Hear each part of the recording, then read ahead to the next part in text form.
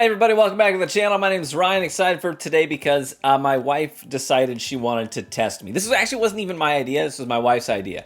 But she really enjoyed being a part of the process with our, Patreon bottles that were sent in to see who could beat my bottle. We got the next series of that is coming up, which will be finished bourbons. I'm really excited to dive into that. But she loved being a part of it, and she wanted to test my palate a bit. So she's like, listen, what if I just pour a few, Glencairns of whiskey off your shelf, but I just don't tell you what I pour. I just pour 3 bottles at random and try to stump you. So the idea here is, how well do I know my own bottles? So I told her, just pick anything that's open, and she said she was going to try and stump me. So I don't know what her process was. I don't know if it was just like randomly grabbing bottles or if she was really reading labels and trying to be meticulous about her selections. I don't know. We'll see. But lined up behind me are the pours that she did. We got 3. Got 3 of them here, and I'll taste them one at a time, and I will make guesses for each of these bottles to see, or each of these Glens, as to which bottle I think they go to. And I will see if I get any right at all. Be interesting to see. Real quick, big shout out to our most recent Patreon supporters, DMC, becoming a premium supporter. Thank you so much, brother. Appreciate you. You send in some pretty top shelf whiskeys as well that we featured on the channel, so appreciate your support. And we got Greg Leatherberry coming in as a fresh supporter as well. Thank you so much, gentlemen. I really appreciate the support that you show and the way that your support on Patreon funds the bottles we get to pick up and review right here on the channel. Like this week, we covered the Grain to Glass Rye from Heaven Hill. That was funded by Patreon. Thank you so much, everybody. We're also giving away a sample straight from the producer of a 32-year-old Irish single malt, The Last Drop. They're owned by Sazerac. Really exclusive unicorn bottle. It goes for $2,800, and you're going to be able to get a sample of that for free. Big shout out to Justin Power for supplying that sample. Raffle is in the Discord. Get in the Discord. We also have some other events coming up, like virtual bottle shares, virtual tastings with reps, all that kind of fun stuff. Check it out. With no further ado, I'm going to start with the furthest left and go left to right. Okay, first one. First thing I'm going to do is give it a visual inspection. I would say this is a golden color, a light golden color, not a deep, dark, rich. So that's going to help be a factor as well. I'm looking at things like viscosity as well. I would say this has a medium viscosity, not big, thick drips, but it is leaving a nice coating around the glass. Let's get in here on the nose. I think sweet confectionery sugar on the nose, like powdered sugar. I'm going to take notes as I go. A little bit of light vanilla on here. It's a very crisp, very clean nose. It's not like a deep, dark, rich nose. I mean, on the nose alone, I'm already starting to think I'm leaning in the direction of something like Devil's Tower there. No, that's the Screaming Titan. That's the Foggy Pearl. That's the Devil's Tower right there. I'm already leaning in that kind of a direction on the nose, which is a high rye bourbon. All right, let's try it. No, on the palate, it's very tame. It's like it wanted to go big and bold, but then something reeled it back in a little bit and muted it down, tamed it down a bit. It keeps that confectionery sweetness for sure. I get even maybe like a little bit of like a cream cheese frosting, but there's something on the palate that I think tries to diminish the bigness, the boldness, and that's a sensation that I often attribute to wheat in the mash. And so because of that, I want to lean towards this being the Screaming Titan from Redwood Empire. Whatever it is, it's pretty tame. It's not a super high proof. It's not an extremely bold flavor. All right, well, I'll move on to the second one, but I think for now, what I'm going to land on for this pour is Redwood Empire's Screaming Titan. Went ahead and grabbed it, put it up here so you can see my selections in real time. But I think that one's going to be Screaming Titan. If not, it's something very similar. But yeah, that's my choice. Glass 2. Visually speaking, this one looks slightly darker than the first one, but not by much. It is less viscous, I think. It's leaving a much thinner coating on the glass. Let's check the nose. Whoa. Whoa! Nothing like the first one at all on the nose. We're crossing borders here in terms of type. This smells like an American single malt to me. I get the bran cereal and the raisins.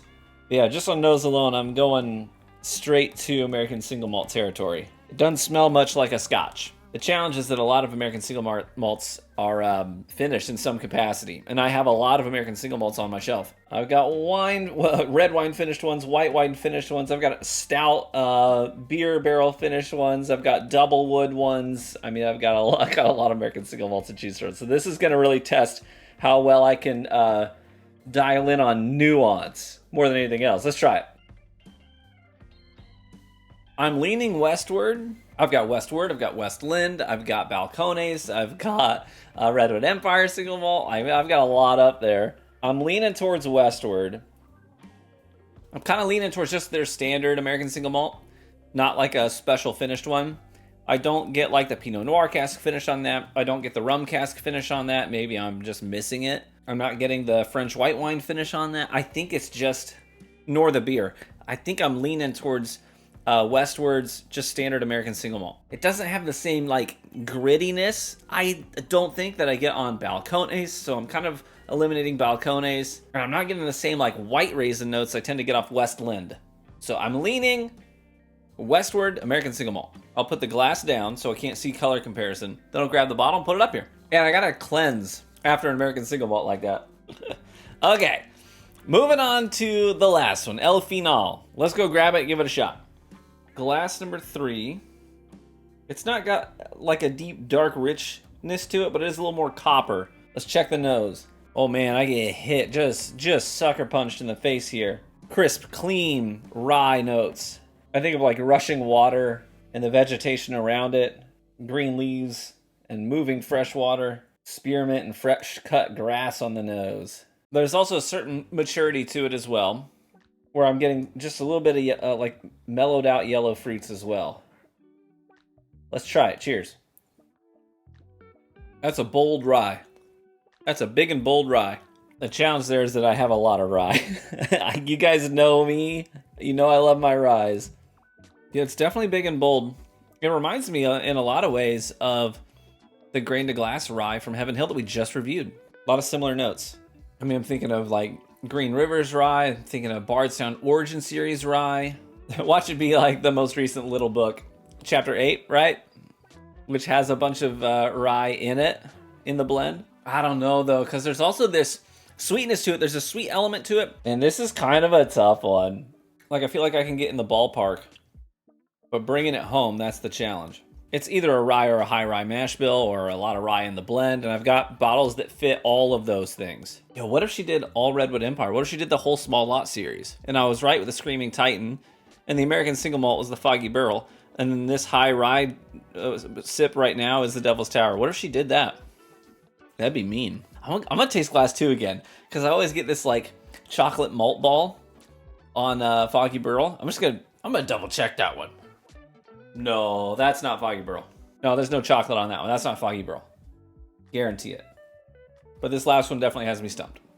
But I got to make a decision, and I will do so. I'm going to go with Bardstown Bourbon Company Origin Series Rye. Boom. That's my pick. So in general, if I had to fall off the log today, I think that Glass 1 is an American, or is a wheated bourbon, and I'm landing on the Screaming Titan. I think that Glass 2 was an American single malt. I'm landing on Westward American single malt, just their standard single malt. And then for the last one, I think it's either a high rye bourbon or it is just straight up a rye whiskey. And I'm falling off the log and saying I think it is the Bardstown Bourbon Origin Series Rye. Those are my picks. All right, so she poured them. I told her to come down because I thought she might want to see my picks. I'm not coming on screen. That's fine. So, I thought the first one was like a really muted bourbon, might be a wheated bourbon. And so my pick there was the Screaming Titan from Redwood Empire. Okay. The next one was definitely... I'm giggling. Okay, keep going. The next one was definitely an American single malt. Okay. And so I picked Westward American single malt. Got it. The last one was either a rye or it had a lot of rye in it. So I decided to go with Bardstown Bourbon Company's Origin Series Rye. Okay. All right, how am I doing so far? I'm telling you. Well, I'll reveal the first one. Glass number 1 was Redwood Empire Screaming Titan. I'm so mad you got it right. Yeah, picked because I liked the label. Okay, their branding Look at it, is cool. so cool. So their whole thing is that they name all of their whiskeys after specific redwood trees in the redwood forest. Okay. Because they're in California, right next to the redwood forest. That's why I started giggling because I was like, oh crap, he figured one out. I can't believe you got it. Like, out of all of those out there. So the way I dialed it in was really I go on like the relationship between like sweetness and spice, Okay. and then how bold is it. Mm-hmm. That one leaned way towards like confectionery brown sugar Okay. and not a lot of spice, but it had a lot of crisp and clean notes, which Okay. makes me think they probably put some wheat in the mash bill to tame down just how sweet it is. Bugger. Well, I got smarter. So that was my first pour. The second one I said was Westward American Single Malt. All right, next one. Westward American Single Malt. It's the rum cask. Ah! And I specifically said, I don't think it's the rum because I'm not getting a lot of the sugar cane. What are you doing, dog?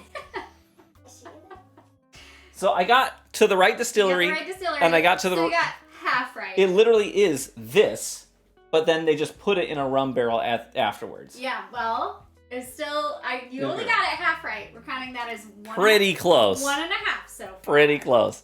And the last one I said was a rye or a high rye whiskey. I landed on Bardstown.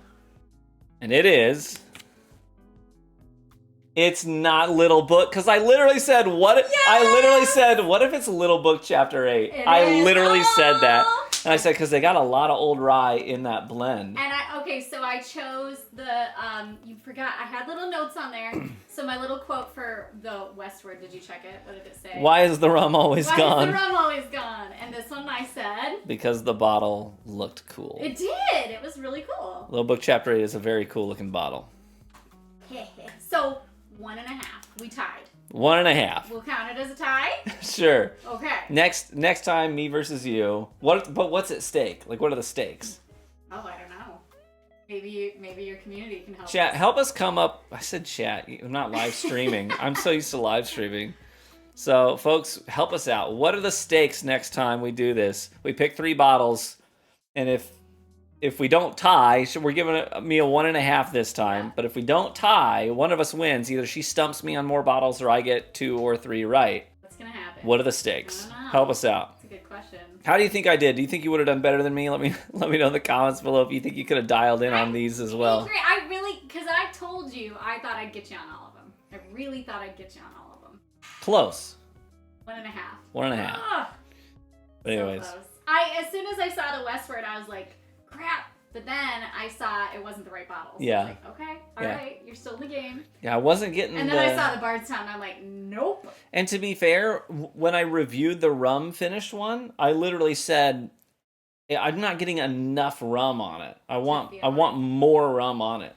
And so at least I'm consistent in that regard, where I thought it still just tasted like their standard stuff Gotcha. without all the rum. All right, next time, I'll get you. Next time, you're going to get 0 right. Well, there you have it, guys. Let me know if you enjoyed this kind of video. We haven't done exactly this format before. So if you enjoyed it, let me know in the comments as well. I appreciate each and every one of you for your support. And with that, let me grab my favorite of these, which is probably the Little Book Chapter 8. And I say cheers, my friends. May you live richly and get better with age. And I hope to catch you in the next one. Bye-bye.